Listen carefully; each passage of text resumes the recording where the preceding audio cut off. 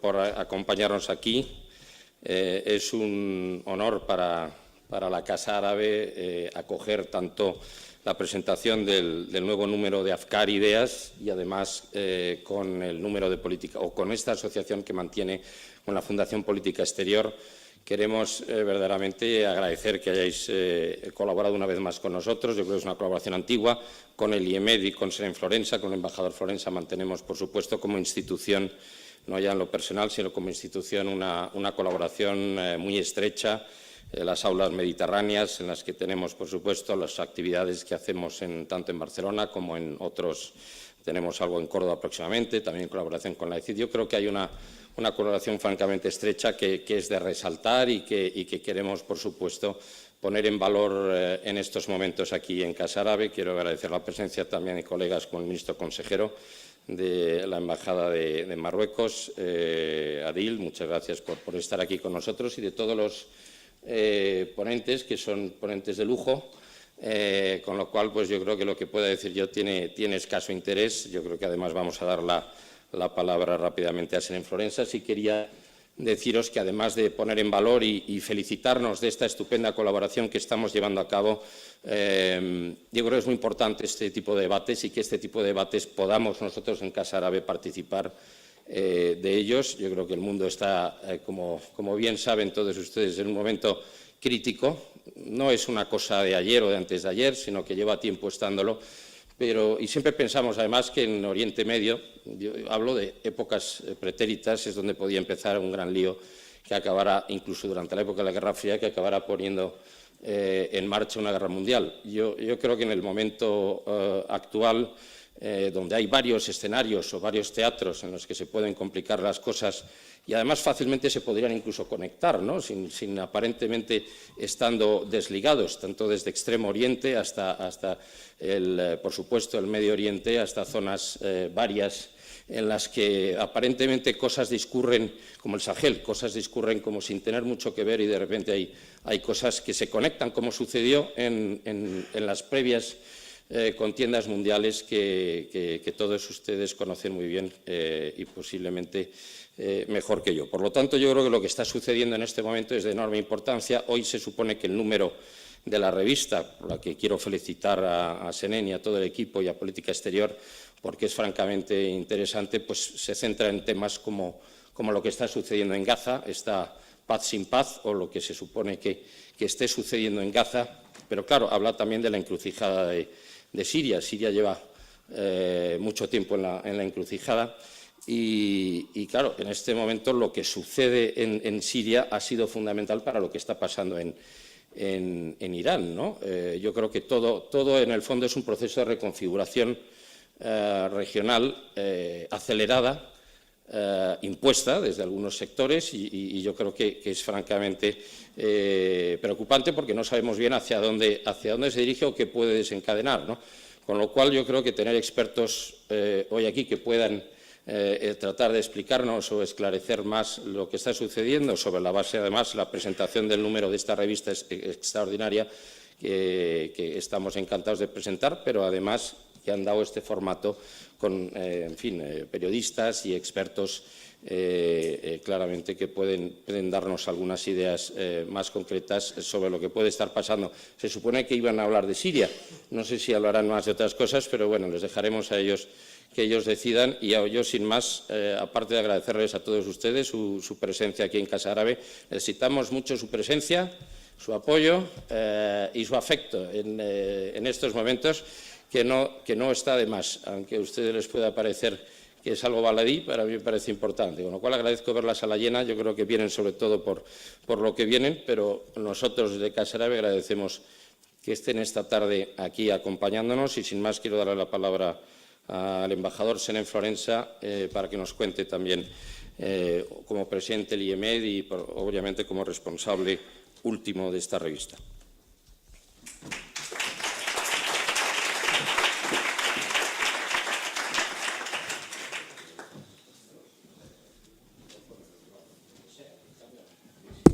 Bueno, no sé si lo de responsable último es en positivo o en negativo. Pero, en fin, me lo tomaré como corresponsable, en todo caso, querido director Miguel Moro. Gracias por acogernos, pero en nombre de las dos partes que están en esta boda, que es desde hace tantos años entre política exterior y el Instituto Europeo del Mediterráneo, ¿no? Quiero... que se va quitando por capas. Vale, muy bien. Muy bien. Muy bien, muy bien. Bueno, en todo caso, bien, muchas gracias por acogernos. Casa Árabe es nuestra institución hermana en Madrid, lo ha sido desde siempre, desde el origen en que se creó. El IEMET ya llevaba unos años de andadura porque fue creado en el 89, pero siempre nos hemos sentido muy a gusto con esta colaboración y, como señalaba pues, el director Miguel Moro, pues tenemos algunas colaboraciones especialmente intensas en la programación de Aula Mediterránea en Barcelona y Aula Árabe en Madrid y en muchas otras cosas, ¿no? Pero hoy la cosa va de política exterior y el IEMET, gracias a la acogida que nos presta Casa Árabe en esta colaboración que viene siendo desde 2003 la revista Afkar Ideas. Y quiero, por tanto, pues, en fin, rendir homenaje a aquellos inicios, especialmente a Darío Valcárcel y a Andreu Claret, entonces director del Instituto. Tuve el agrado de propiciar la primera presentación que se hizo del proyecto, que se hizo en Túnez, en la época que yo era embajador allí, y vinieron pues a Darío Valcárcel y a Andreu Claret para presentar el proyecto, con lo cual, pues sin sospechar que luego iba a ser el codirector al cabo de los años, pues participé en ello especialmente, ¿no?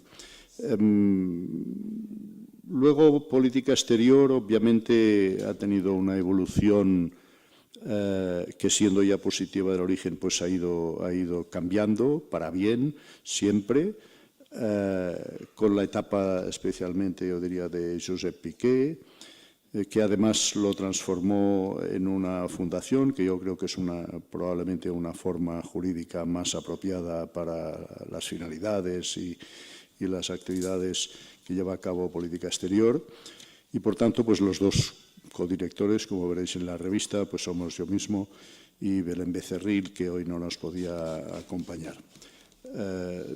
Bien, bueno, y Gaspar Atienza, que ha sustituido a Josep Piqué como presidente de la Fundación y que sí que nos acompaña hoy, y le doy las gracias por ello. El tema que vamos a discutir hoy se elige sin saber cómo van a evolucionar las cosas, Y efectivamente, como decía el director Moro, pues en principio vamos a hablar de Siria, que ya es bastante complicada la cosa, aunque las cosas a veces se ponen excesivamente interesantes, yo diría, ¿no? Y a veces hasta trágicamente interesantes, como está sucediendo con toda la guerra que está desarrollándose en el Golfo Pérsico o Arábico, según se mire, y que puede tener tan graves consecuencias. Pero, en fin, hoy en principio nos hemos juntado para hablar de Siria. No como un tema de política interior, que ya sé que es un tema candente en la política interior, pero ese no es nuestro objetivo, e incluso pediría a los ponentes que lo que nos interesa es el tema de Siria en sí, o que si acaso pues la actualidad en el Golfo, para entender desde España cómo eso sucede, más que para hablar de temas de política interior. Eso lo harán los políticos más que sobradamente y, evidente, pues ya lo están haciendo.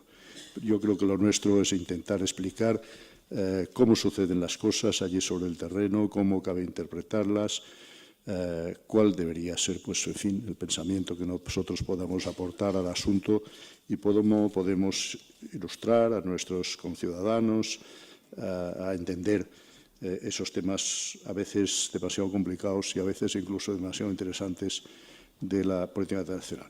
Bueno, nada más por mi parte. Siria, no voy a decir más que una cosa. Mi primer conocimiento directo sobre el terreno fue en una ocasión singular. Era el viaje del presidente Suárez a Siria en 1980. Y lo menciono porque en la entrevista que tuvo el presidente Suárez con Hafez el-Assad, yo me quedé horrorizado, me quedé con los pelos de punta, como diciendo, bueno, realmente este señor, la manera descarnada que tiene de hablar sobre cómo funciona el poder en las relaciones internacionales en la zona, no me imaginaba que eso pudiera ser así. Yo era un pobre pipiolo, secretario de embajada, que había caído ahí por casualidad, vamos, por casualidad, ¿no?, sino porque, en fin, se habían acordado de mí en el gabinete del presidente del gobierno. Pero visto cómo ha sido, por desgracia, la evolución posterior de Siria, muchas veces me he acordado de aquella primera visión en directo, así en la corta distancia. Yo era monaguillo en esa misa, simplemente, pero el monaguillo estaba al lado del arcipreste, viendo cómo se desarrollan las cosas, y muchas veces me he acordado de esa impresión que me produjo de una manera tan descarnada de ver la realidad, y que desafortunadamente pues, ha ido produciendo sus efectos a lo largo de los decenios siguientes, aunque en esa ocasión, pues bueno, en el año 79-80 intentábamos que a nuestro país no le faltara petróleo y teníamos que ir al Oriente Medio por muchas razones, intentando equilibrar, y hacíamos un viaje donde íbamos a un progresista, supuestamente, llamarle progresista a Hafez al-Assad, yo creo que es un disparate, pero en fin, y a un conservador, que sí ciertamente lo eran los de Arabia Saudí, o bien combinar Jordania con Irak, que era más o menos, y creo recordar ese emparejamiento, no sé si es exactamente el que hicimos, pero ese tipo de compensación en cada uno de los viajes. Bueno, nada más. Tenemos para el panel de hoy pues a Natalia Sacha, que era como moderadora y que ya es suficientemente conocida, y ella va a ocuparse de presentar el resto. Por tanto, no me queda más que pasarle la palabra a Caspar Atienza, como presidente de la Fundación Análisis de Política Exterior, y espero no haberme excedido en el uso de la palabra. Muchas gracias por la atención.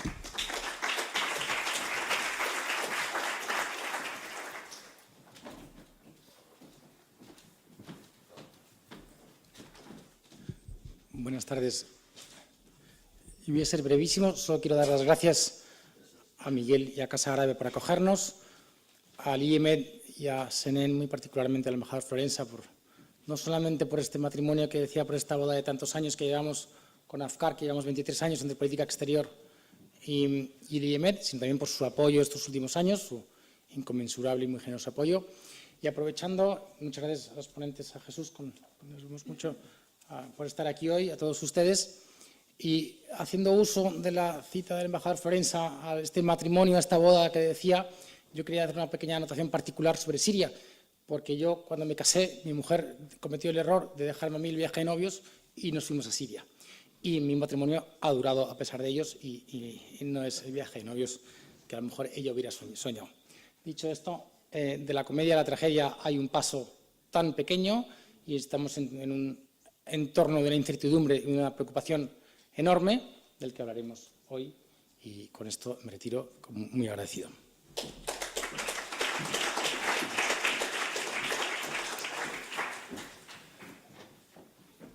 ¿Queda una capa más o...? No. Ya. No, tengo que decir que estuve hablando hoy con la directora general, Carmen Magariños. Ella intentaba venir hasta el último minuto, pero, en fin, las cosas de la zona de la que ella es responsable están demasiado complicadas y ya me dijo que sería difícil escaparse del despacho, pero doy las gracias al embajador Juan Lugo, que está aquí en representación de esa dirección general y que es el responsable de temas del Mediterráneo. No sé si tus preocupaciones llegan hasta el Golfo, pero el impacto de las cosas del Golfo y Mediterráneo sí. Gracias por estar con nosotros. Pues buenas tardes. Ya tomo yo la palabra para intentar moderar entre unos compañeros hoy que tienen mucho que hablar sobre la región y hay mucho que hablar sobre la región. Agradecer obviamente a Miguel, a SENEN, a los equipos de Casa Árabe y de Afkar por dar este espacio que es necesario, porque no es solo lo estroboscópico de los media ni a golpe de tweets, sino poder mirar un poco hacia atrás y ver un poco de dónde vienen. A mí me gusta mucho ese proverbio de aquellos barros, estos lodos. Entonces, bueno, y gracias a los que estáis aquí por estar estas horas para tratar de un tema que va a ser poco alegre, desafortunadamente. Creo que es importante empezar por la parte regional. No sé si había que presentaros, yo creo que empezaremos por mi derecha. Jesús Núñez, gran experto en la región. Y como tal me gustaría empezar por la parte regional, que yo creo que es la que nos va a permitir enganchar un poco todo y la que más urge ahora mismo con las noticias. Con la guerra actual que han lanzado Estados Unidos y Israel contra Irán, Siria, me gustaría que analicemos un poco el papel que tiene, porque de hecho ha sido un vuelco radical en el último año. Con la salida de Bashar al-Assad y la entrada de Ahmed al-Shara, se ha roto, digamos, la autopista principal que Irán tenía para conectar ese eje de resistencia, o por lo menos un frente territorial continuo desde Irán a Líbano, con Hezbollah, los Hutis y Siria. ¿Cómo deja ahora mismo esta guerra en la que está enfangada la región, en la que tenemos las monarquías de Golfo todavía que no han intervenido, Siria en el medio, en ese fuego cruzado? ¿Cómo deja esto regionalmente a la Siria de al-Shara de hoy? Difícil pregunta, pero en cualquier caso intentaremos darle vueltas entre todos seguro. Buenas tardes, un placer estar otra vez aquí en Casa Árabe y también acompañado. Realmente lo que ha habido es una convulsión en muy poco tiempo, como decías ya, ¿no? Si nos colocamos en diciembre de 2024, cuando cae Bashar al-Assad, y miramos lo que está ocurriendo ahora, han sido muchos cambios en muy poco tiempo.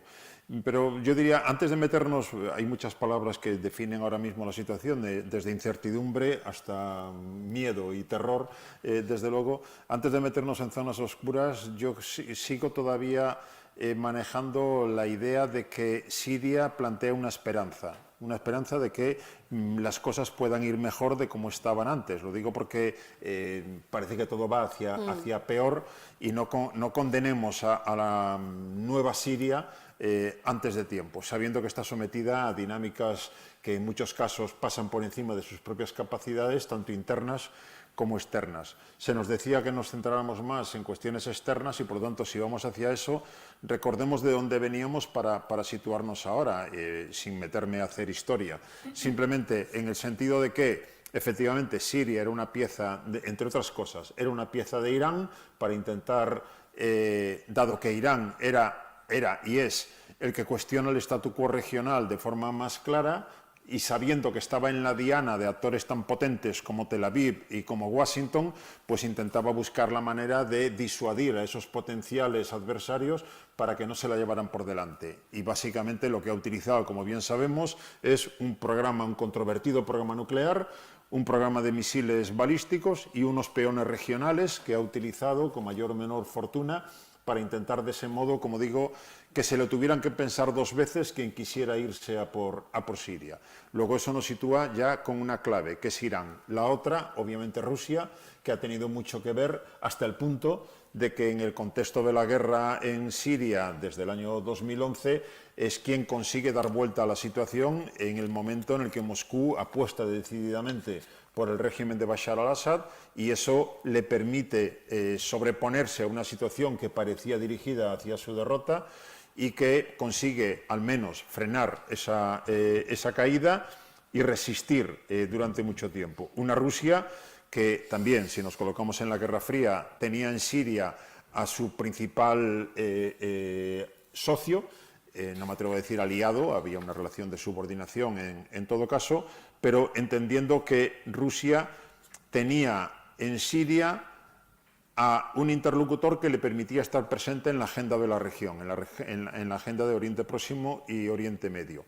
Si lo actualizamos eso hacia el final de la época de Bashar al-Assad, a eso le ponemos nombre inmediatamente. Tartus, una base naval que le permite a Rusia el estar presente y desplegar su flota de guerra tanto en el Mediterráneo como a partir del Canal de Suez hacia el Índico y más allá. Por lo tanto, esa es una base que era una instalación naval y se ha convertido en una base naval ya digna de tal nombre, y la base aérea de Gememín, que le permitía, y sigue soñando con que le permita, proyectar poder hacia el Sahel africano. Por lo tanto, De esa situación partíamos y evidentemente hay otros interesados en desbaratar esa situación, de tal manera que ahora podemos ver cómo las bendiciones que ha recibido el nuevo presidente Ahmed al-Sharaa por parte de Donald Trump buscan fundamentalmente, estoy simplemente apuntando algunos mínimos detalles, buscan finalmente sacar a Siria de la órbita de Rusia y colocarla en la órbita de Estados Unidos, pues intentando que Rusia pierda posiciones en ese país, tanto en Tartus como en Jemimín, ya digo, como mínimo. Una basculación, por lo tanto, en términos geopolíticos hacia el bando occidental, con Trump bendiciendo al que era un líder yihadista y que ahora parece aceptar las condiciones que se le van marcando para llevar Siria en una transición que no sabemos hacia dónde puede llevar en todo caso. Con la misma intención, pues romper el vínculo que pueda tener con Irán, donde todavía hay que contar con que existen milicias proiraníes dentro del territorio sirio que cuestionan en cierto modo el monopolio del uso de la fuerza por parte de las nuevas autoridades, y eso también está en las intenciones, evitar que Irán pueda contar con ese peón fundamental en el ajedrez regional. En ese mismo contexto, y teniendo en cuenta que hay muchas incertidumbres, hay una que no tenemos incertidumbre ninguna. Si algo está claro en todo lo que ha ocurrido desde diciembre del año 2024 hasta aquí, es que Israel a lo suyo.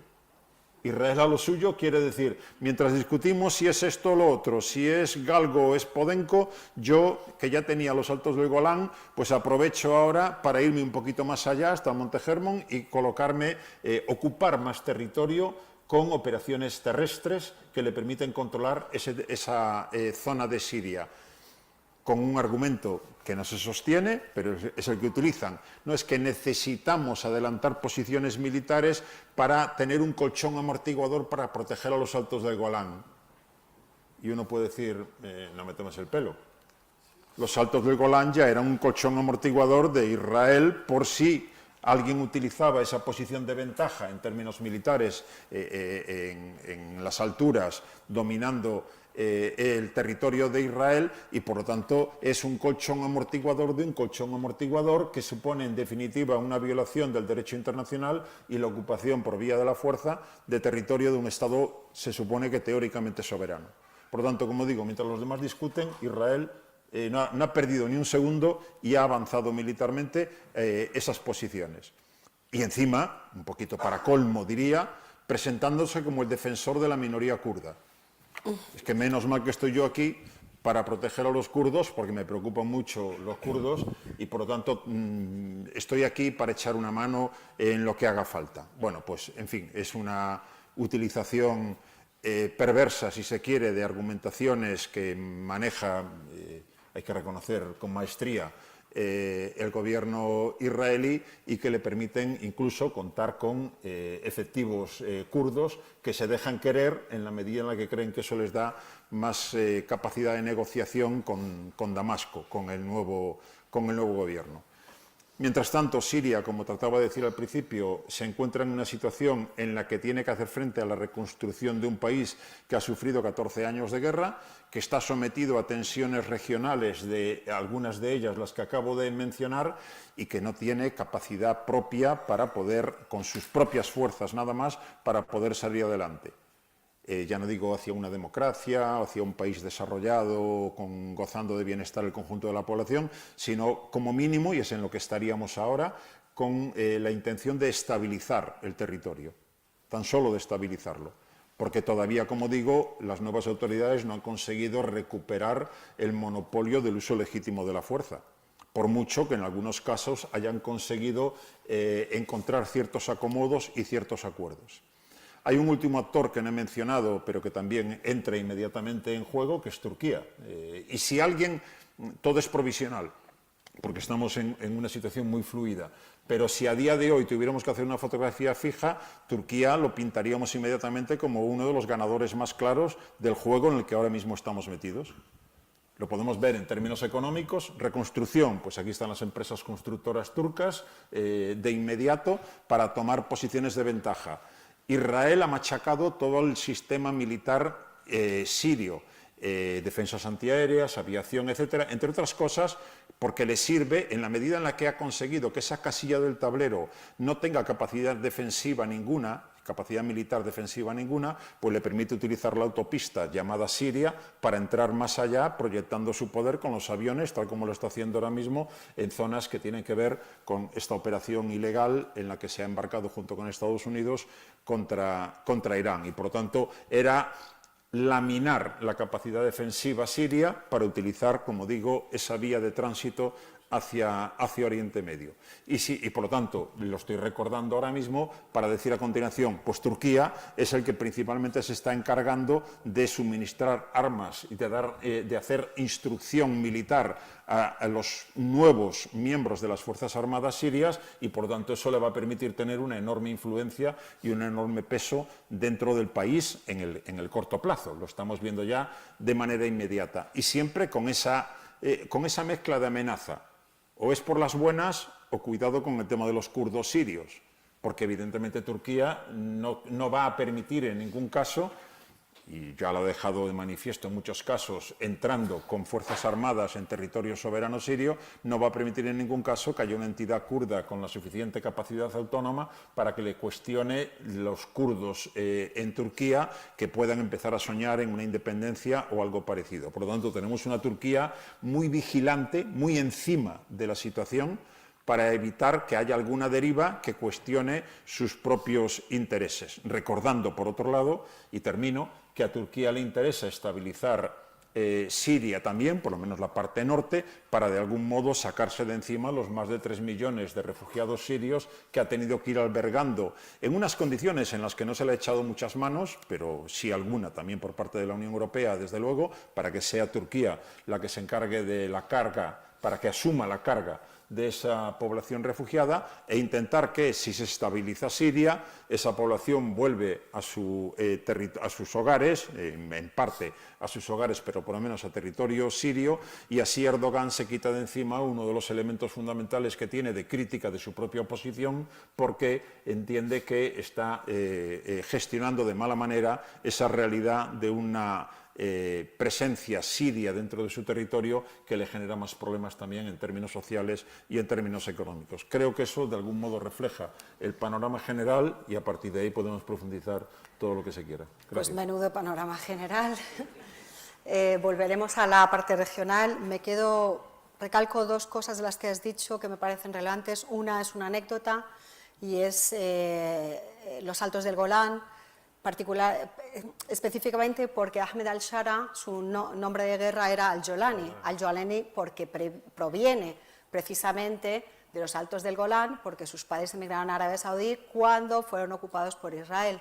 Entonces, es particularmente sensible que ese nombre de guerra del nuevo presidente sirio no pueda volver a su pueblo en el sur de Siria, porque esté ocupado por Israel, con el que intenta entablar, si no un acuerdo de paz, por lo menos unas relaciones cordiales.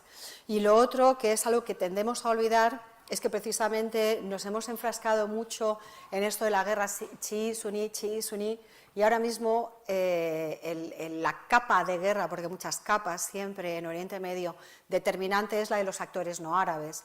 Como Jesús mencionaba, ahora mismo tenemos a Israel enfrentada a Irán y Turquía a la expectativa, que son los tres grandes poderes no árabes de la región, bastante decisivos ahora mismo.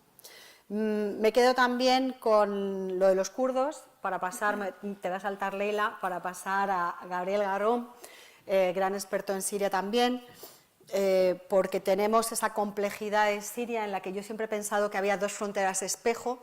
En el norte Turquía intentando hacer una zona de buffer de 30 kilómetros para quitarse a los kurdos, Israel en el sur haciendo lo propio en su frontera norte para expulsar a Hezbollah y a las milicias iraníes que estaban embebidas, no sé si se dice así, en las tropas de Bashar al-Assad. Y por ahí es un poco donde entramos también en la parte positiva. Y es que Siria ahora mismo, con este panorama absolutamente de un Oriente Medio en llamas que tenemos, todavía es un país que da optimismo en que pueda salir de la guerra y que se pueda rehacer. A pesar de la controversia que pueda haber sobre Ahmed al-Shara, su pasado, creo que casi todas las fuerzas, los actores, Europa, Occidente, Estados Unidos, primer mandatario sirio recibido en la Casa Blanca en la historia de Siria, lo que dice mucho, sobre todo por ser Trump quien la habita hoy en día, es algo que da un poco de optimismo de que pueda salir. ¿Cómo está el frente interno? Que se nos ha olvidado por la actualidad, también con conflictos internos un poco derivados con las milicias kurdas y el nuevo ejército. Bueno, primero, muchísimas gracias por la invitación y por organizar este diálogo tan necesario y además en un momento tan importante como este. Antes de empezar, me gustaría simplemente recalcar un par de cuestiones analíticas de lo que precisamente comentaba Jesús, que me parece absolutamente crucial. La primera es esta idea, que a veces es una ficción, que las dinámicas internacionales o regionales y las domésticas son dos espacios separados. Esto no es así. Es decir, cualquier manera de entender las relaciones internacionales que separa el plano internacional del plano doméstico, en el fondo opera en una ficción analítica, y el caso de Siria es un ejemplo fantástico para ello. Es decir, justamente el caso sirio nos ayuda a entender cómo estas capas locales, nacionales, de state building o de dificultad en el state building, por ejemplo, se relacionan con las dinámicas internacionales y regionales, y creo que los ejemplos dados hace un momento van muy en esa línea. Y el segundo matiz, que seguramente es un tema ya de debate a posteriori, seguramente que va mucho más allá de esta sala, es la cuestión del orden regional. Y ahí hay un tema que sacaste a colación que me parece especialmente interesante. Cambios y revisión en el orden o del orden, porque creo que el intento de revisión iraní, principalmente durante la primavera árabe, y el israelí en estos últimos años son diferentes. Es decir, creo que si hay una potencia revisionista del orden, esta es Israel, mucho más que Irán. En el sentido que Irán desafió el statu quo del orden, sin duda, pero lo desafió incluso con una idea de cambio en el orden regional. Creo que la situación israelí en los últimos años va mucho más allá y vemos otros actores revisionistas del status quo, no dentro del orden, sino mucho más allá del orden actual. Yendo a la cuestión interna. Y parece mentira que estemos hablando de una Siria como punto de optimismo, ¿no? Da una sensación incluso extraña. Y lo es seguramente, uno, porque el punto de partida era especialmente malo y era especialmente bajo, y por lo tanto todo lo que sea una especie de descorchar la botella, abrir la capital, esto ya implica unas dinámicas internas y un diálogo inexistente hasta el momento, y esto siempre es positivo. Recuerdo muchos debates sobre la caída del régimen del Assad a finales del 2024, con esta idea de, bueno, ¿y si lo que viene después es peor? Mi respuesta en ese momento era muy sencilla, es el simple hecho de transformar, el simple hecho de abrir, el simple hecho de recomponer algunos de los debates, ya es algo favorable. En el sentido que fuerza también a los sirios a entrar a un debate consigo mismo y con otras comunidades. Al-Shara está teniendo una empresa especialmente complicada por varias razones. Una de ellas es obviamente que un país después de 14 años de guerra civil es un país absolutamente fragmentado. Lo es a nivel político, pero también lo es a nivel humano, a nivel social. No hace falta que pongamos sobre la mesa la cantidad de muertes, personas refugiadas, desplazadas internas, destrucción material, etc.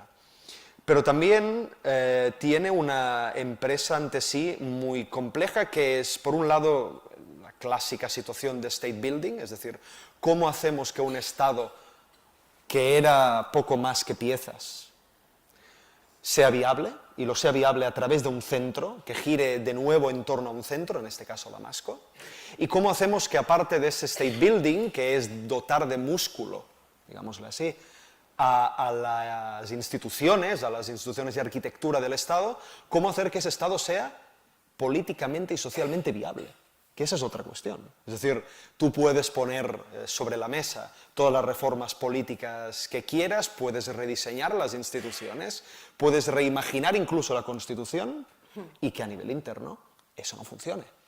Y no lo haga, obviamente, porque no hay un hilo conductor de ese nuevo escenario político. Y en esos dos frentes es en los que se ha visto sumergido Ahmed Shara en estos años. En primer lugar, la idea de recentralizar el poder es extremadamente difícil. Lo es porque Ahmed Shara proviene de una milicia. Y pasar de ser un líder de milicia, con un poder magnífico y con una capacidad en la provincia de Idlib contrastada y articulada durante años de guerra, pero pasar de ser eso al líder de un Estado requiere de generar un músculo que no siempre es fácil. Muchas de estas milicias, en cierto modo, habían generado lealtades particulares, paralelas, y generar lealtad a un proyecto estatal, bien, requiere no solo de compromiso, sino también requiere muchas veces de un payoff, ¿no? que salga a cuenta por parte de esos líderes. Pero también porque significa rearticular un Estado que hasta 2024 se encontraba con control territorial e incluso instituciones paralelas. Idlib por un lado, provincias kurdas en el norte por otro, autonomías más o menos descentralizadas o con tensión con Damasco en Sueda, con los drusos, con una comunidad alawí absolutamente cansada también de ser instrumentalizada por el régimen, por muchos motivos, y por lo tanto con una fragmentación territorial de una complejidad enorme. ¿Qué sucede? Que a eso se le suma la idea de intentar generar una narrativa que cohesione esos grupos y que permita a kurdos por un lado, a alawitas, a drusos, a cristianos y a muchas más comunidades, y no solo étnicas y no solo religiosas, sino también desde un punto de vista ideológico, a confiar en ese proyecto de Damasco. Y esta idea de confiar es dificilísima en un contexto no de posguerra, porque ese es un punto interesante. Siria no está en un contexto de posguerra. Desde un punto de vista formal no lo está, y porque esta distinción entre guerra y posguerra es una distinción muy falaz también. ¿Cómo generas confianza? Pues bien, con un proceso constitucional, con una idea de asamblea, con una idea de llevar a diferentes stakeholders a hablar, un diálogo, por cierto, que fue rápido, mal y tarde, con poca representatividad. Esto obviamente te genera muy poca credibilidad. Y luego con una idea de país que en principio, para ser mejor que la Siria de al-Assad, que no es difícil, debe poner la idea de inclusividad absolutamente delante. Y generar ese mecanismo de confianza con la figura que era Ahmed Shara, y es Ahmed Shara, es difícil. Y aquí es donde entramos en el caso kurdo, que seguramente caso kurdo y druso, y en el alawí, obviamente. Y es esa tensión. ¿Lo hacemos por las buenas o es una solución militar? Creo aquí que el gobierno de al-Shara perdió varias oportunidades durante las masacres que tuvieron lugar en la costa y luego con los drusos, de hacer mucho más autocrítica de la que hizo. Hizo alguna, pero la hizo tarde. Y de llevar la idea de transición política mucho más sólida, porque en el fondo lo que ha habido es también un ensañamiento colectivo hacia la comunidad alawí, porque en el momento en el que tú no llevas a cabo una idea de transición y de justicia transicional bien articulada, se identifica Assad con comunidad alawí, y eso conlleva obviamente a una fractura social importante. En el caso kurdo, que seguramente es el más reciente y el que muchos de ustedes tienen más en mente, una pinza que ya llevábamos viendo, por cierto, con Assad, que es Damasco por un lado y Ankara por el otro. Por un lado, Ankara argumentando o ustedes se disuelven o yo les voy a seguir considerando una amenaza a la seguridad nacional, y por lo tanto lo próximo es una intervención territorial, hubiera sido ya la cuarta o la quinta que Turquía lleva sobre territorio sirio, y por el otro lado Damasco diciendo reintégrate al Estado sirio, en el fondo estarás mejor conmigo que frente a este tipo de situaciones. Los varios diálogos no fructiferaron, creo que en buena parte por una desconfianza mutua, entendible y seguramente producto de las matanzas en la costa y en la comunidad drusa en Sueda, y al final se optó por una solución militar que Ahmed Shara es la que ahora mismo está priorizando.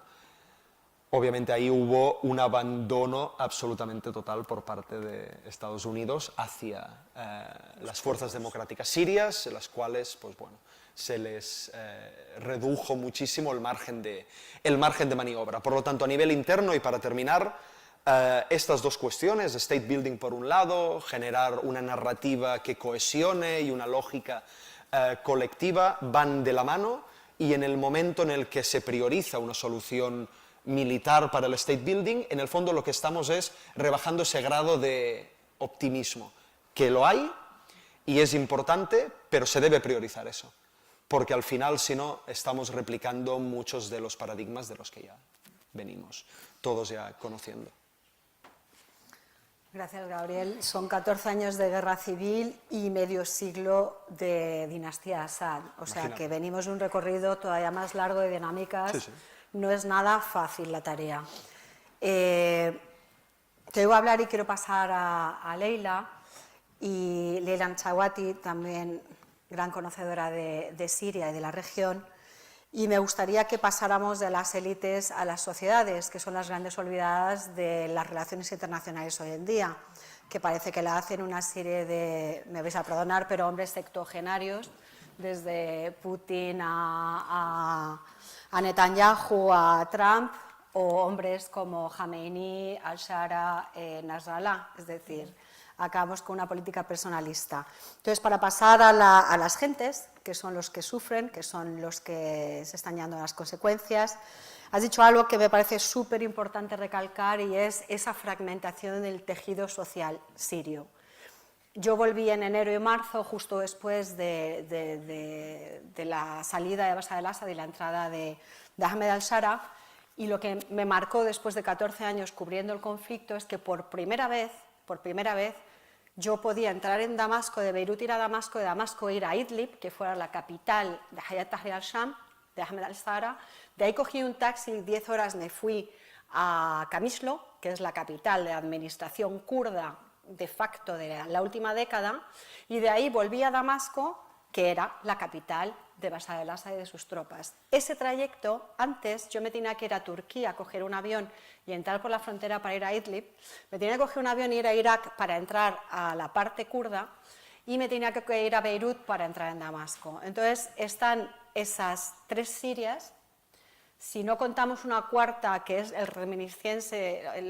reminiscencia del califato islámico y de los pueblos que vivían allí, que hoy recobran intensidad con los campos de Al-Hol y demás, y una quinta, que tampoco hay que olvidar, que es la diáspora. Estamos hablando por un cuarto de la población de Siria, que ha tenido que salir fuera.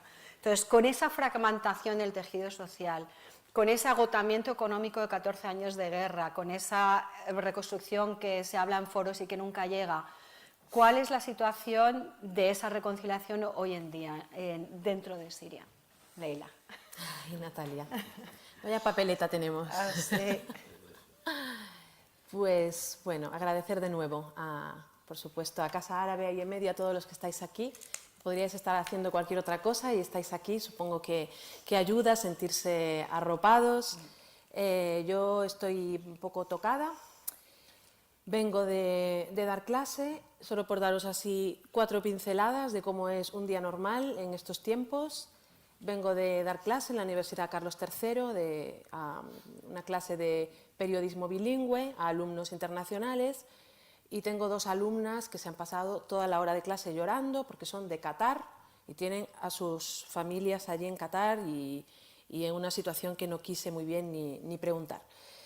Luego, por otro lado, mi padre estaba a punto de viajar a Damasco para pasar un mes con su familia, algo que necesita mucho y todos necesitamos mucho después de todo este tiempo, y pues ahora el espacio aéreo está cerrado y pues es una cosa muy pequeña, nada que ver con el sufrimiento de estar bajo las bombas, pero los efectos son constantes en el impedir tener una normalidad que desde luego los sirios de Siria y de fuera de Siria necesitan hacer duelos, necesitan reencontrarse, necesitan curar sus heridas, y todos estos incendios del alrededor, pues desde luego no lo facilitan y no lo permiten. Creo que algo que sí que se ve con esto que estamos viviendo y que quizás es algo que se puede valorar en positivo, porque es algo que gente como Natalia, como Gabriel, como Jesús o como yo, llevamos años diciendo, de la interconexión entre lo local y lo global. Lo que sucede en un lugar afecta en otros. La impunidad en un lugar del mundo, la impunidad es un concepto muy resbaladizo porque se ejecuta a nivel local, pero sus efectos y sus consecuencias son globales. Si deja de haber justicia en un lugar del mundo, perdemos todos. Si no hay corredores humanitarios, si no hay distinción entre civiles y combatientes, no las habrá en otro lugar cuando lo necesitemos. Y creo que esto es algo que de repente cuando vemos que salpica a España, de repente decimos, uy, o sea, esto, claro que las ondas expansivas de lo que sucede en Oriente Medio es un pequeño laboratorio de tendencias que avanzan en todo el mundo.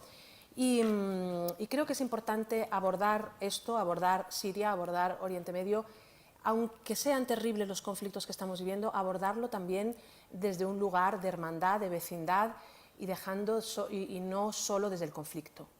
A mí me dan pequeños microinfartos cada vez que oigo al ministro Álvarez, que tiene, la verdad, una papeleta terrible y se le agradecen a este gobierno muchas de sus... creo que son posturas valientes, pero me dan pequeños microinfartos cada vez que lo oigo hablar de los países vecinos como el flanco sur y el flanco este, ¿no? Que son términos que bueno, pueden pertenecer a un juego del Risk, pero hablamos de personas, hablamos de historias de vida, hablamos de seres humanos y sobre todo hablamos de vecinos. Y creo que queda cada vez más claro que los incendios en el sur del Mediterráneo salpican de formas de todo tipo al norte del Mediterráneo y que no vamos a poder prosperar si no prosperan también nuestros vecinos. Claro, voy a ir a algunas ideas sobre cómo se está viviendo esto en Siria. Claro, Siria necesitaría ahora mismo, después de todos estos años, de todo lo que ha vivido, necesitaría tiempo para procesar duelos, para encontrar a sus desaparecidos, para reconocimiento de cuerpos. Necesita también mucha ayuda. Necesita ayuda de todo el mundo, necesita ayuda de países como España, en cuestiones como identificación de cadáveres, porque Siria no tiene tecnología de ADN, no tiene tecnología para identificar cuerpos con ADN, como sí tiene España, que es puntera en esta cuestión, y en otras cuestiones relacionadas con memoria, ¿no? Entonces, Siria necesita un acompañamiento que ahora mismo no está teniendo. Necesita inversión económica, necesita, no sé si incluso créditos para que la gente pueda comer, porque esto del 90% del umbral de la pobreza que decimos siempre sigue. Incluso creo que se ha agravado. Creo que en los últimos meses hay como de repente inyecciones, a veces pues muy vistosas, que se hacen para ciertas reconstrucciones de pátina del país, de repente que sea un país atractivo al turismo.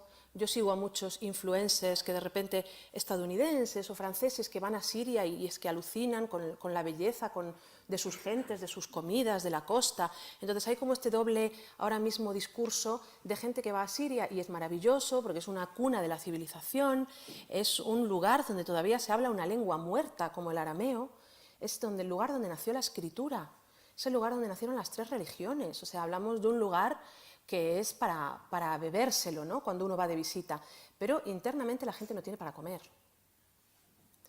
Hay electricidad, de repente hay proyectos de macro reconstrucción de electricidad, pero la gente no puede pagar la luz. Mi familia no enciende la luz, ahora que la tiene, porque no puede pagarla.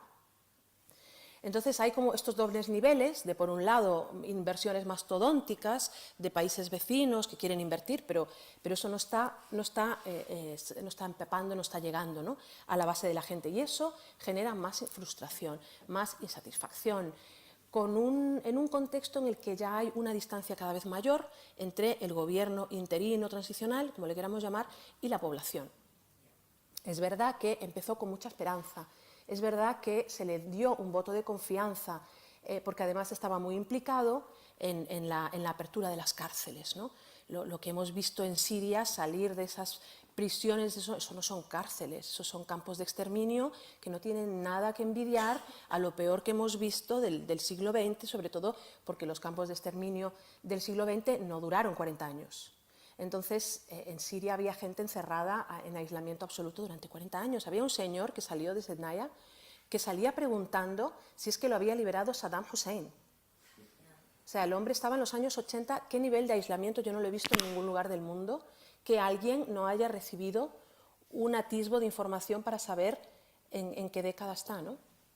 Entonces, hay que partir de ahí para saber dónde estamos y saber que el nivel de exigencia que se puede hacer a la Siria actual es limitado, mirando también los países de alrededor rodeados de autoritarismos e injerencias externas. Entonces, no esperar imposibles de un país que está bajo esa presión, pero ser conscientes de que la distancia aumenta, la brecha aumenta entre este gobierno y la población. Por un lado, por una cuestión religiosa, identitaria, de grupos de población, porque es un gobierno que se podría haber presentado como el gobierno de todos y en algún momento, al principio, parecía hacerlo, pero en los meses siguientes hubo un escorar hacia una narrativa muy vinculada con la mayoría sunita, digamos. Entonces hay todo un discurso también de música, de imaginario popular vinculado con los Omeya, con esa gloria, digamos, en clave muy vinculada con la mayoría sunita. Y eso ha hecho que mucha otra gente que pertenece al amplio y rico mosaico sirio se sienta cada vez más descolgada y más desconectada de ese gobierno. A esto se han sumado pues, las masacres inexplicables e injustificables del Sahel por un lado, de Sueda la herida de la población drusa es prácticamente irreparable con respecto a ese gobierno central, y ahora estamos viviendo un contexto de tanta frustración económica que se le está diciendo a este gobierno, vale, está la plaza de los Omeya, está pintada, está muy bonita, pero ¿cuándo vamos a tener para comer?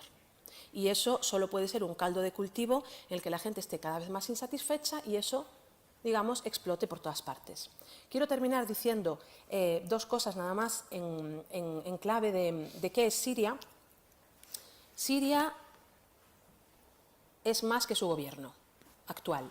Siria es un crisol de culturas, de religiones, que se está viviendo en clave de sectarismo porque se han pulsado todas las teclas sectarias para que todo estalle desde la colonización francesa y cómo se movieron los hilos para enfrentar a unas comunidades creando microestados, digamos, que generen división, hasta esta larguísima dictadura atroz que ha tocado todas las teclas para generar división, desconfianza, miedo, que hacen falta décadas para reparar esa desconfianza.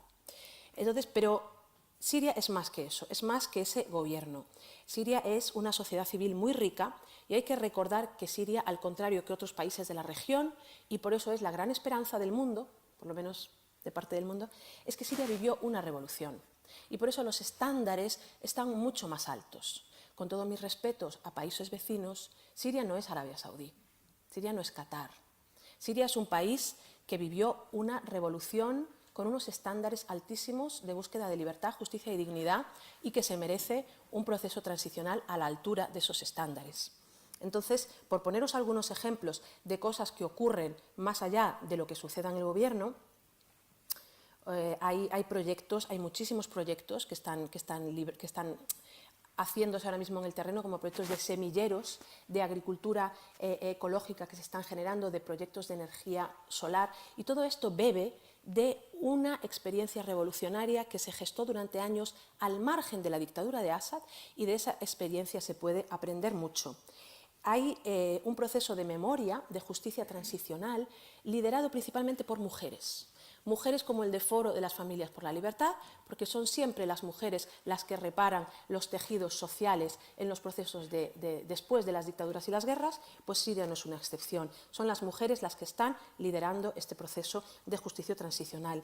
Hay ahora mismo, desde luego, con este gobierno actual, un margen de maniobra que no había con el régimen de Assad, sobre todo para la libertad de expresión. Hay muchos medios de comunicación como Aina Baladi, que están trabajando sobre el terreno, medios como Al Jumhuriya, que están haciendo un trabajo maravilloso porque tienen a la vez la lente local y global. Son capaces de cubrir una iniciativa de un semillero en Idlib, y a la vez cubrir lo que significa lo que está pasando ahora mismo con Trump y Netanyahu. Tienen esa capacidad, ¿no? Hay muchísimos medios, hay márgenes para la libertad de expresión, hay proyecciones de cine, desde Alepo hasta Homs, incluso en Sueda, me mandaban unos amigos el otro día, proyecciones de la película 1984 de Argentina, ¿no? Algo tan sencillo como eso, algo tan sencillo como hablar de procesos de dictadura, de justicia transicional. El otro día también en Damasco proyectaban, no recuerdo qué película, de Almodóvar.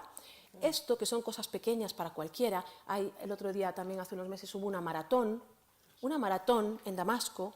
Son cosas que para cualquier persona del mundo son normales, pero que en Siria son pequeñísimos gestos de resistencia cotidiana y de esperanza en un contexto que desde luego ofrece todo lo contrario. Gracias, Leila, por eso, por recordar un poco las bases que al final es la gente, los pueblos. Tenemos como 15 minutos, no me da tiempo de hacer una ronda de vuelta, pero me gustaría hacer una pregunta que puede encajar a los tres para que en 5 minutos me deis cada uno un poco una pincelada, porque me gustaría guardar otros 15 minutos para los que han venido aquí a las 7 de la tarde, que estoy seguro que tienen alguna pregunta que hacer. Entonces, no sé si estáis de acuerdo conmigo o no, pero estamos viendo ahora mismo una reconfiguración de Oriente Medio. Yo pienso que Sykes-Picot está saltando por los aires y que ahora que es el orden que instituyó o el mapa que se hizo en 1916 de la región, y estamos presenciando un paradigma en el que Israel sale como nuevo hegemón, como actor hegemónico de Oriente Medio y está reconfigurando la región. No sé si estamos de acuerdo en eso, pero es un poco lo que parece, desde luego. Habéis hablado de las vicisitudes internas que tiene Siria para reconstruirse, nivel social, institucional, político. ¿Cómo este encaje de fuera de contexto afecta a ese proceso? Y hablo tanto a nivel social, porque mientras que se hace una reconciliación nacional, tenemos a Israel utilizando el divide et impera, ya sea con los drusos en el sur, ya sea con los kurdos en el norte, ya sea con los alawitas de la costa. Entonces, por un lado, rehacemos el tejido, pero por otro, ahí removemos el avispero. Ya sea a nivel interno, como ese nuevo poder suní en el mapa suní se reconfigura, sobre todo con las monarquías del Golfo que están en esa tesitura de si salgo del fuego cruzado es tomar el bando de Israel, básicamente. Algo para la opinión pública árabe difícilmente digerible, con Gaza de telón de fondo, que no hemos hablado. Y a nivel, pues eso, ¿qué se supone para Siria? Porque hemos visto que por mucho acercamiento que ha hecho al-Shara, esos bombardeos no paran y se busca una Siria dividida. Se buscaba ya con el Assad y parece que sigue siendo la misma. Entonces, si tenéis 5 minutos cada uno solo para ver esa perspectiva. Lo cual lleva a pensar que no cabe descartar todavía la fragmentación de Siria, evidentemente, porque hay fuerzas centrífugas muy potentes que pueden hacer descabalar cualquier plan que pueda tener el gobierno actual, y hay muchos interesados en que sea así. Una Siria más fragmentada se supone más manejable, aunque pueda eso incorporar un elemento de inestabilidad estructural, pero lo de siempre, soy muy listo y aunque sé que estoy jugando con fuego, yo no me voy a quemar y voy a seguir controlando esto siempre. Yo creo que si algo tenemos claro de lo que estamos viviendo actualmente, y podemos remontar, cada uno puede elegir la fecha de arranque de esto, es en la ventana de oportunidad que se le ha ofrecido al gobierno más extremista de la historia de Israel para redibujar el mapa de la zona. Y por lo tanto, eso es lo que estamos viviendo. Si encima de eso tienes el respaldo de un hegemón mundial o un supuesto hegemón mundial, digo supuesto, si se me permite la nota a pie de página, porque cuando el señor Marco Rubio dice, cuando trata de explicar por qué se ha metido en este jaleo, nos hemos metido en este jaleo porque es que como Israel iba a atacar, si no nos sumamos nosotros, pues nos vemos a ver que nos van a atacar a intereses estadounidenses en la zona y no estamos pilotando, pues mejor nos metemos dentro y así intentamos controlar la agenda. Pero, como decía Clinton en el 96, ¿pero quién coño es aquí la superpotencia? ¿Es Israel o es Estados Unidos? Bueno, pues si eso es verdad, y eso lo dice el secretario de Estado de Estados Unidos, pues evidentemente quien está pilotando el barco es Israel, aprovechando, como digo, el respaldo que le da Estados Unidos diplomáticamente en el Consejo de Seguridad, bloqueando cualquier posible resolución que afecte a los intereses de Israel, apoyándole económicamente, de tal manera que a un país que tiene una renta per cápita mayor que en España le está saliendo casi gratis la guerra porque se la paga el contribuyente estadounidense, y apoyándolo militarmente, tanto con suministro de armas como con la implicación militar. ¿Qué está haciendo? Ya no digo ahora, recordemos la guerra de los 12 días del año pasado. O sea, cuando Estados Unidos despliega el Gerald Ford, ahora mismo el segundo portaaviones, recordemos que hay un primer portaaviones. El Abraham Lincoln en lo que está es centrado fundamentalmente en atacar Irán. El Gerald Ford lo que está haciendo fundamentalmente es proteger e interceptar los misiles que vengan contra Israel. Por lo tanto, es una implicación militar, no puede ser más activa, evidentemente. Luego, todo eso es la ventana de oportunidad que está aprovechando Netanyahu. Llegará hasta donde pueda y no conseguirá redibujarla a su capricho y a su gusto. Pero ahí tenemos Líbano. A mí me sorprende estos días. Noticia, Hezbollah ha vuelto a lanzar cohetes sobre Israel. Dice, ¿eso es una noticia? Sí, es que ha violado el acuerdo de noviembre del año 2024. Ah, vaya, o sea que Israel no ha violado un día sí y otro día también y otro día también ese mismo acuerdo desde noviembre del año 2024. Y sin embargo, eso no es noticia. La noticia es que Hezbollah ahora está lanzando algunos de los pocos cohetes que le deben quedar, que ha propiciado, nos volvemos locos ya con el vocabulario. Como nadie quiere presentarse como ofensor y agresor, todos nos presentamos como defensor, hay una nueva expresión que no sé si han captado dentro de la locura en la que estamos metidos. Israel ahora mismo, el ejército israelí en Líbano está realizando operaciones defensivas avanzadas. Operaciones defensivas avanzadas en territorio de un Estado soberano que se llama Líbano. Bueno, pues en eso estamos.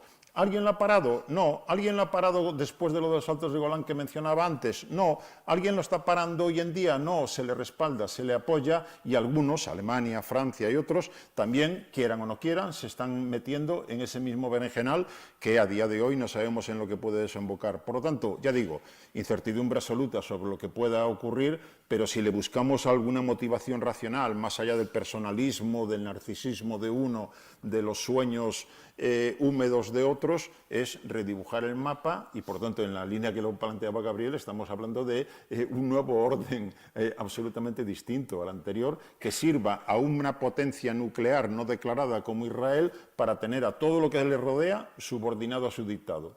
¿Lo conseguirá o no lo conseguirá? Termino.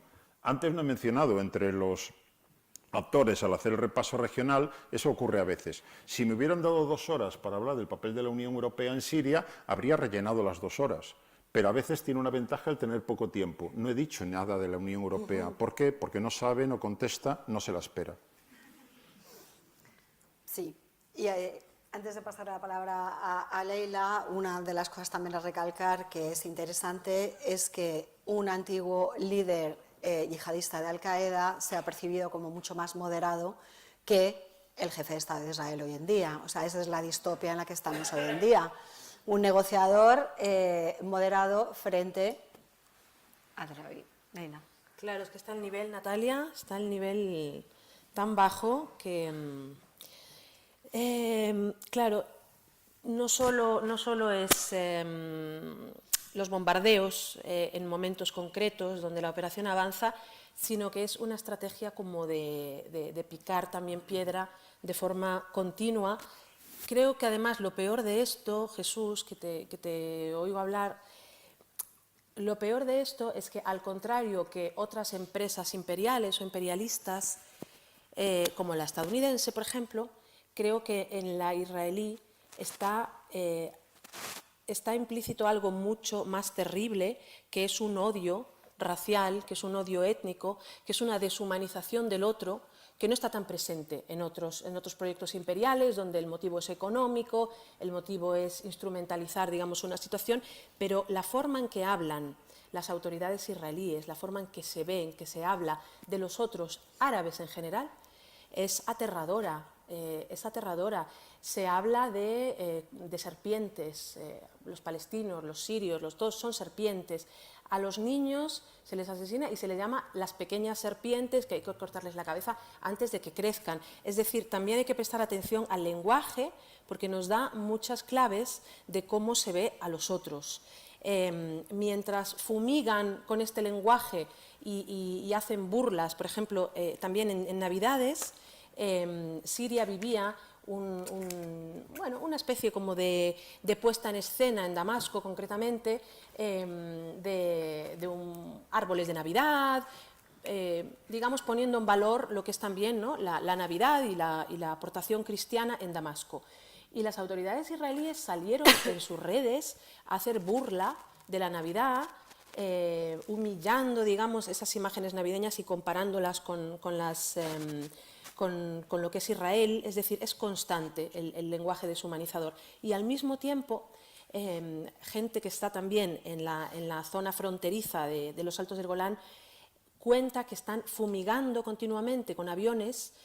También lo hacen en Líbano con unas sustancias tóxicas que no se sabe muy bien qué son, pero que impiden que no crezca la hierba como Sansón. En todas esas zonas que no crezca la hierba, es decir, impedir el trabajo también de la agricultura. Y es algo que es constante. Entonces, yo no creo que haya ningún interés en una transición siria, que seguramente Trump en algún momento sí la tuvo, de algún tipo de alianza con Siria, porque le cayó bien, ¿no? Le cayó bien, Shara, es una cuestión también de afinidad, pero creo que por parte de Israel hay dos estrategias. Una de alianza, quizá más vasallaje, no sé cómo lo veis vosotros, con los países del Golfo, porque tampoco es una alianza en términos de igual a igual en el que se negocien cuestiones del futuro de la región, una alianza económica con países del Golfo que han firmado los acuerdos de Abraham, como puede ser Bahrein, que les sirvan a sus intereses, al menos momentáneamente,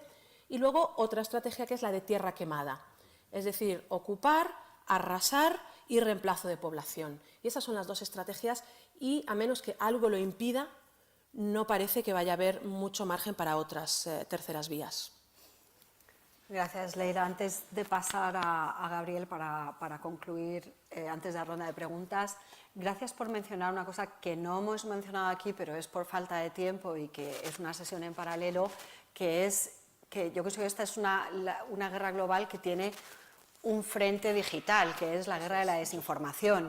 Y juega un papel fundamental. O sea, las opiniones públicas no están contadas, no están contabilizadas, pero sí que son el target, el objetivo de ese bombardeo de la desinformación que está haciendo un daño extremo también, sobre todo por esa exaltación del odio y todo lo que es sectario, confrontación.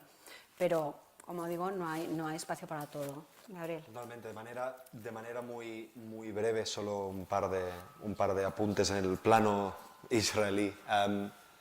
Claro, aquí se combinan dos maneras de enfocar las cuestiones. Una es que ante cualquier tipo de cambio, Israel siempre lo identifica como una amenaza existencial. Es decir, da igual el cambio y da igual en qué plano se lleve a cabo. Eso es siempre identificado como una potencial amenaza existencial y eso se combina con otra cuestión que se ha comentado antes. Ante cualquier ventana de oportunidad, la solución es siempre bélica. Y cuando combinamos estas dos cuestiones, claro, nos lleva precisamente a poner bastante en duda algo que, y lo comentábamos antes de empezar, a mí siempre me había parecido que la afirmación de que es Tel Aviv quien manda en la política exterior de Washington en Oriente Medio me parecía una afirmación demasiado gruesa. Siempre me había dado la sensación que ese feeling que requería un poco de matiz.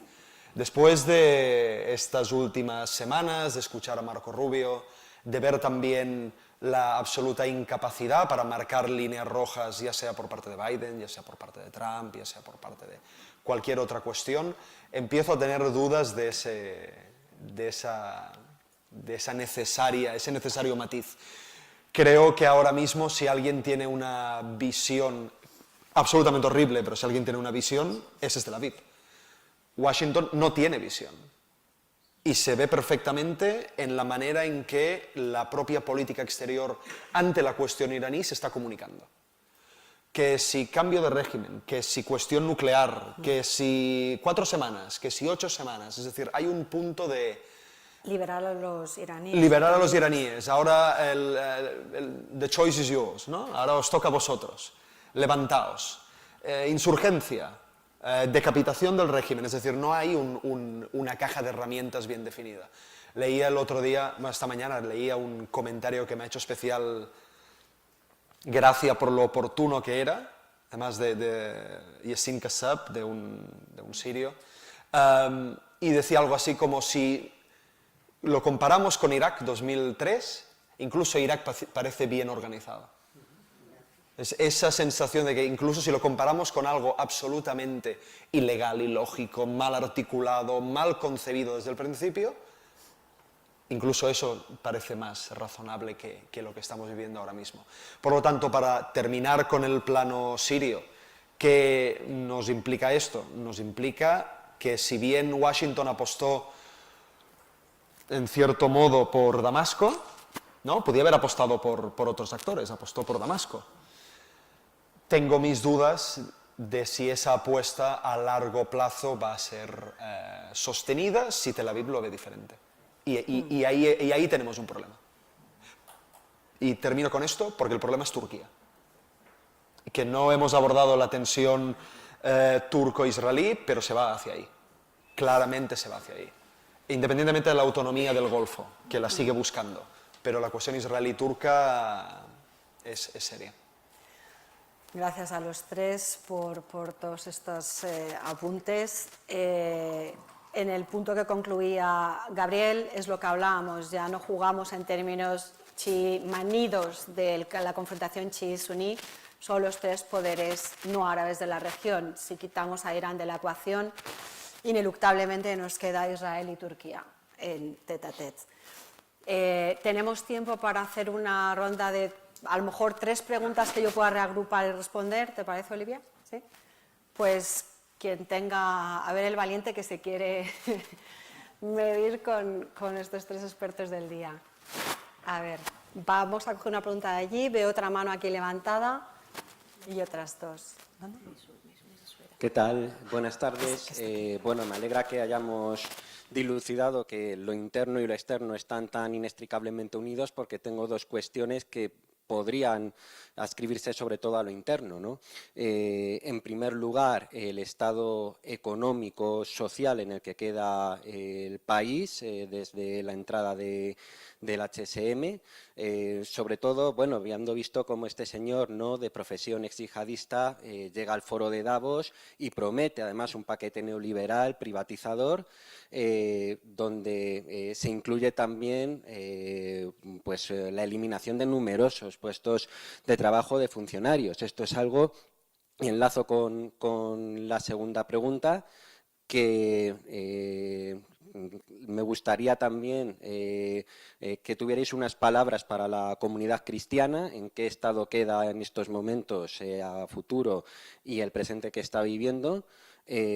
Sobre todo, pues bueno, recuerdo algunos comentarios en entrevistas del arzobispo de Homs, en el sentido que decía antes de la situación crítica a nivel económico en el que estaba quedando la población, y también del obispo de Alepo, que parecía incluso bastante nostálgico de Al-Assad, ¿no? Bueno, abiertamente, ¿no? Decía que incluso si hubiera unas elecciones democráticas habría salido con el 50 al 51% y que el 80% de las comunidades cristianas lo votaría, ¿no? Por lo tanto, en resumen, ¿cuál es el futuro económico, social para la población siria? Y ¿cuál es, en particular, el futuro para las comunidades cristianas, en tanto que, bueno, hemos mencionado alawitas, kurdos, drusos, etcétera, pero todavía quizás no los habían tocado?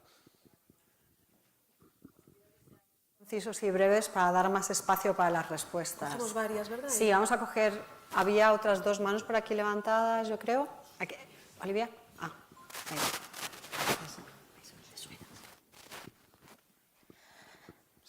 Por lo primero quería dar las gracias a la Casa Árabe para organizar este acto y a todos los profesores para lo que han dicho. Quería estar como un testigo, ser un testigo de lo que pasó y lo que está pasando en Siria. Soy una farmacéutica, escritora siria. Venía aquí como una refugiada. ¿Por qué?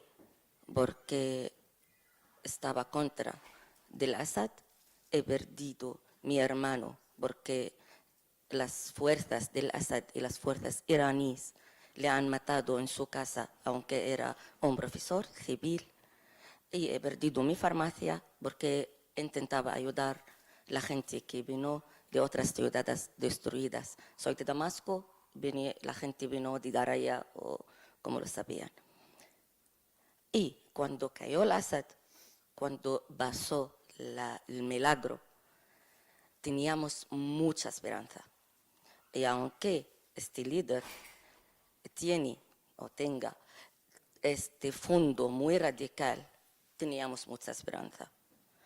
Yo he vuelto a Siria después de 12 años, en enero del año pasado, y tenía mucha esperanza. Pero lo que pasó después es horrible. Yo creo que, como ha dicho el señor Miguel, Leila y Jesús, que este régimen perdió las oportunidades de confianza. ¿Por qué? Por dos cosas.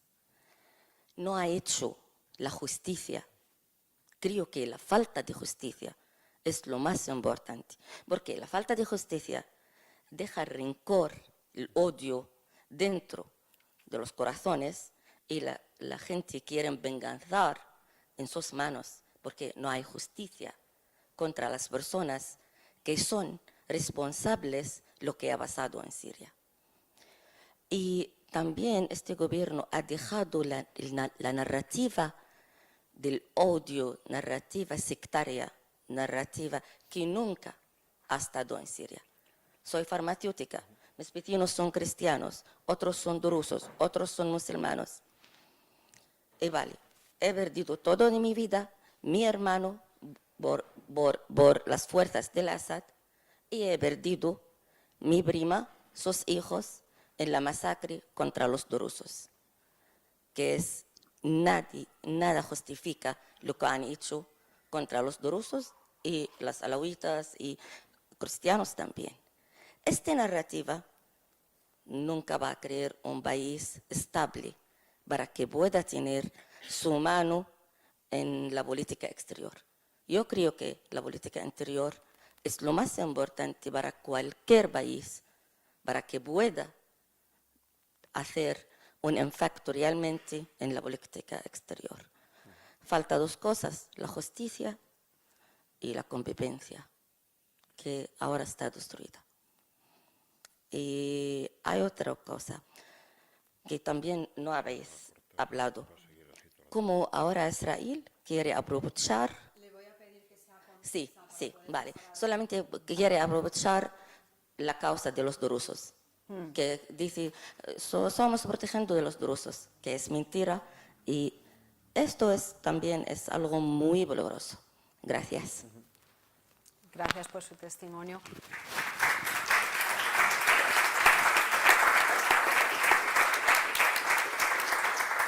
Cuando hice los eventos en el sur, en Sureida es la región drusa y es uno de los episodios más drásticos en los que hubo 1 millar de muertos en masacres a manos de milicias de Ejército Nacional, a eso se refería. Última pregunta que vamos a recoger. Sobre todo, ¿qué papel puede jugar la diáspora en la reconstrucción y en intentar impulsar pues, una estabilidad institucional y un proceso, no sé si ya hacia una democracia, como ha dicho Gabriel, que puede ser mucho, pero a tratar de constituir un mínimo Estado que pueda permitir avanzar? No sé, creo que la diáspora, en muchos casos, en otros ejemplos que ha habido en el pasado reciente, han podido contribuir mucho a tratar de lograr esto, porque bueno, viven fuera, tienen recursos, tienen otra visión, no han vivido tan de cerca a lo mejor como el que acaba de ser arrasado, ¿no? Y no sé si veis ahí que haya movimientos en la diáspora internacional de gente relevante y que podría tener cierta estatura moral y cierta estatura también intelectual para decir, oye, vamos a hacer algo que sea inclusivo, porque si esto al final lo lidera una minoría, al final no va a resultar. Se va a enterrar, se va a meter debajo de la alfombra, pero va a volver a salir. Entonces, un poco en la diáspora. Muchas gracias. Os recuerdo para un minuto breve cada uno si podéis dar una respuesta. La primera pregunta era sobre qué salida futuro económico-social del país, el rol, y luego hemos pasado un poco al rol de los cristianos, los drusos, las minorías, alguna ya desde la perspectiva de tejido social y representación. Y lo último era sobre el rol de la diáspora. Yo solo me permito hacer una mención también en el que, a diferencia de otros momentos del conflicto en la zona, y hemos tenido que vivir muchos, estamos hablando de 6 millones sirios de diáspora. En Europa son 800.000, 1 millón, los otros 5 están en Turquía, están en Líbano, están en Irak. Entonces, ahora, al desasosiego de las familias sirias o libanesas que viven en un país en guerra, tienen que sus familiares también están afectados en pleno mes de Ramadán. Entonces, es una situación especialmente compleja conforme esto se va extendiendo por la región. A mí me gustaría responder a la segunda. Entonces, no pues sé la si... segunda va a responder Leila. ¿Sí? O si queréis, pues, al final, a la de la diáspora. Sí. Comienza por esa. No, la de la diáspora no. O sea, puedo responder a lo que queráis, pero para repartirnos me gustaría a la de... Yo el tema cristiano también. Empezamos. Pues aquí los dos podéis dar vuestra puntada. Tenemos un minuto. Vale, así yo que... sí quiero decir una cosa con respecto a esto. Bueno, y ahora desde mi perspectiva muy personal, porque también todos tenemos nuestra propia voz, más allá de las panorámicas que se puedan hacer. Yo la palabra yihadista la quitaría del diccionario español. La eliminaría directamente. Es una palabra que no es descriptiva, que no sirve para entender el contenido de nada de lo que se hace, que es un cajón de desastre en el que se meten cuestiones religiosas, con cuestiones de milicias armadas, con cuestiones... esa palabra me parece a mí que no sirve ahora mismo para explicar y mucho menos para describir el gobierno sirio actual. De verdad, hay que saber lo que es un gobierno yihadista para referirse así al gobierno sirio actual y no banalizar con estas cuestiones y no arrojar estos términos de esta manera. Luego, dicho esto, claro que hay preocupación, y todos tenemos preocupación, por los diferentes grupos de población y las diferentes representaciones. Como ya he dicho, creo que la diversidad siria no está representada. Quizá la única que sí está representada puede ser la comunidad cristiana a través de la única ministra que hay, que es Hind Kabawat, y creo que la comunidad cristiana se ha hecho un esfuerzo por protegerla de una manera quizá que no se ha hecho con otras comunidades, como se mencionaba, ¿no? Con la comunidad drusa alauita. Creo que ha habido un esfuerzo extra, sobre todo también por lo que supone la comunidad cristiana y su aportación a Siria, y su aportación también y la visión occidental, ¿no? A los sirios particularmente nos molesta, y aquí me incluyo, y nos ha molestado mucho, y es algo que ha contribuido al sufrimiento de la población, esta excepcionalidad que se hace con la comunidad cristiana. Es decir, los sirios y las sirias han sufrido de una forma transversal, tanto los alauitas como los drusos, como los cristianos, como los sunitas, como todos, han sufrido un régimen incomparable quizá a ningún otro. Quizá se puede comparar con el de Eritrea, se puede comparar con el Kim Jong-un, mucho más que el de los vecinos. Hay que saber lo que era ese régimen de terror para decir que si puede haber nostalgia. Bueno, pues la nostalgia, eso es algo muy íntimo de cada uno, ahí no me voy a meter. Pero desde luego pongo en cuarentena los porcentajes de cuánta gente votaría a un personaje como Assad, que además se ha ido dejando a su gente atrás, como hacen las criaturas más cobardes, ¿no? Es decir, nostalgia con este régimen creo que bajo mínimos. Pero sí es verdad que esta cuestión de hablar en clave religiosa, en clave sectaria, protegiendo a las minorías, ha hecho que el 80%, 90% de la comunidad siria, que no es esa minoría, que es la mayoría sunita, se haya sentido agraviada, haya sentido que su dolor no importa, haya sentido que su sufrimiento se soslaya y no se pone en valor. Entonces, a mí mi ilusión en la vida, desde luego, sería que dejásemos de hablar de tantísimas cuestiones religiosas y se hablase de construir ciudadanía basada en derechos. Eso sería lo que a mí me gustaría, y para eso hace falta un verdadero proceso de transición en el que haya unas elecciones de verdad y Siria pueda elegir a sus representantes. Totalmente. Totalmente. Y ya que lo llevamos al terreno personal, mi familia es cristiana de Alepo, precisamente, ya que mencionaba arzobispo de Alepo, que es una figura bueno, cuestionable por muchos motivos. Hay un error para mí fundamental, compro totalmente la idea del error del excepcionalismo. Y es un error que la comunidad cristiana ha cometido y ha comprado porque le iba muy bien comprarlo. Ahí está el problema. Hay una gran diferencia entre cristianos y otras minorías por varias cuestiones. La primera es la descentralización territorial y la segunda es la falta de armamento. Es decir, a diferencia de otras comunidades que sí tienen una cierta lógica compacta a nivel territorial y por lo tanto pueden generar todas estas políticas de las que hemos estado hablando, la comunidad cristiana no lo tiene.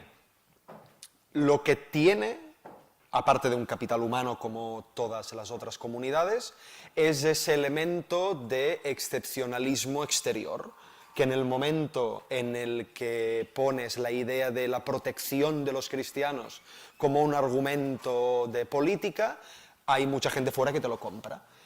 Pero el mayor causante de dolor a la comunidad cristiana es el propio régimen de Al-Assad. Y lo es por la instrumentalización de la cuestión sectaria. Y esa instrumentalización ha existido durante décadas y décadas y décadas. Y eso lo dice alguien que conoce la comunidad cristiana de Alepo y sé que somos los que mejor hemos vivido, no tengo ninguna duda. No tengo ninguna duda de ello, porque los he visto y me los conozco. Eso no quita que la propia comunidad haya aceptado un rol extremadamente pasivo cuando muchos otros estaban sufriendo. La cuestión de Alepo es excepcional porque la gran comunidad cristiana de Alepo es Armenia. Y eso los lleva a otro discurso, que es a la mínima que ven Turquía por en medio, distancia. Lo entiendo, lo comparto. Ahora bien, compro perfectamente lo que dice Leila y con esto termino.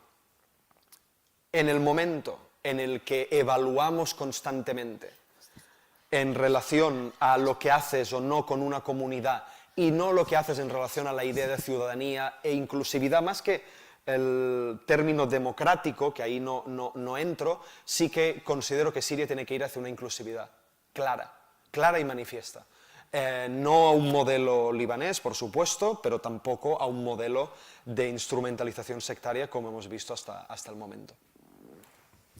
Gracias. Yo voy a añadir una pincelada también para decir que efectivamente los Assad, no solo Bashar, sino Hafez también anteriormente, había logrado hacer ese deal con la burguesía cristiana y económica suní, por un lado, y ellos mantener el poder militar de alguna forma. Pero para ser justos también, en Líbano y en Siria, la comunidad cristiana fue a la que se bombardeó de o nosotros o el caos, y viene el coco era el Estado Islámico. Y no hemos de olvidar las terribles imágenes, decapitaciones, esclavas sexuales. Esas imágenes estuvieron bombardeando a la comunidad cristiana, que se paralizó y dijo: yo me mantengo detrás de Bashar al-Assad. El Líbano creó alianzas como patrullas en la beqa de milicianos cristianos y milicianos de Hezbollah, que frenaron su guerra porque sabían que Hezbollah les iba a echar una mano en luchar contra el Estado Islámico, que nunca se habló, y fueron 3 años de lucha en la frontera del Líbano con el Estado Islámico. Entonces, no es una dinámica que venía de manosear las confrontaciones religiosas, sino de un temor real manipulado por el discurso del Estado. Por supuesto. Pero las comunidades cristianas eran muy vulnerables, son las únicas que no tienen armas, que no tienen milicia y que necesitaban un primo mayor que las protegiera contra el terror del Estado Islámico, que no era una pesadilla, era una realidad que se extendió en un territorio como Gran Bretaña, con unos súbditos de 7 millones de personas y con mujeres esclavas que se vendían con la nueva moneda del Estado Islámico. Yo solo lo dejo ahí porque ser cristiano en Oriente Medio también no es solo qué comodidad, me reclino y no opino. Eres una minoría y te tienes que amoldar al mayor protector. Este es el juego de las minorías en Oriente Medio. Y Walid Jumblat en Líbano es el gran experto. Nada que añadir. Bueno, y sobre la diáspora yo añadiría en que a mí me ha marcado mucho esos primeros días de vuelco, como la gente joven, que es ese capital humano, porque claro, lo primero que se va de una guerra son los médicos, son los profesores, no son las pateras, se van con visados y en aviones los más necesarios del país, médicos, letrados, todos esos. Entonces, la juventud que se ha ido y que estaba estudiando en Berlín, la mayoría, que es la que me he encontrado allí, que ha vuelto, volvió súper entusiasta en enero, gente joven, gente que ha podido seguir sus estudios, a diferencia de los que se han quedado en Siria, gente con ganas de reconstruir, de formar parte. Y a mí me ha dado mucha pena ver al cabo de los meses cómo esa gente se volvía a Berlín y decía, necesito un respiro, porque no puedo con todo esto. Entonces son gente que han ido, se hablaba mucho de cientos de miles volviendo, no. Hay gente que ha vuelto porque, claro, al final es casi mejor estar en una Siria medio destruida, pero en la que no hay guerra, que está en un Líbano bombardeado, que está en una Turquía en guerra en el sur con los kurdos, o que estar en otro sitio. Entonces es como el menos mal. Pero ese entusiasmo inicial a mí me entristece mucho que la gente joven ahora van a hacer una visita, evalúan los daños de su casa, ven cómo ha quedado su país después de 12 años y están en un proceso de evaluar qué va a ser de su país. Conforme haya más signos y más ayuda económica y más intervención de la Unión Europea y de Naciones Unidas, entonces yo creo que la gente tomará confianza y entonces empezará a retornar. Y eso es lo que nos toca a la comunidad internacional, a España, a la Unión Europea. Dar esas señales, esa confianza de que va a haber un apoyo en la reconstrucción, de que va a haber un apoyo económico, de que se va a estar ahí. Sobre todo porque conviene a todos. Los turcos quieren 3 millones de sirios fuera, Europa quiere 1 millón de sirios de vuelta, Líbano los que más y Irak también. Entonces es algo que al final es un win-win para todos, pero si no se les dan los medios no van a volver. Y ahí que ha pasado, sí, profe Jesús. Pues muchísimas gracias, Jesús, Leila, Gabriel. Bueno, como veis, conocimiento de lujo para hilar fino en este complejo tablero. Gracias a todos los que están aquí, tenemos incluso más expertos, Ramendi Haitham, así que espero que otro día ampliamos el debate. Muchas gracias a todos y creo que tengo que cerrar. No sé si Miguel o Vicente tenéis algo que decir.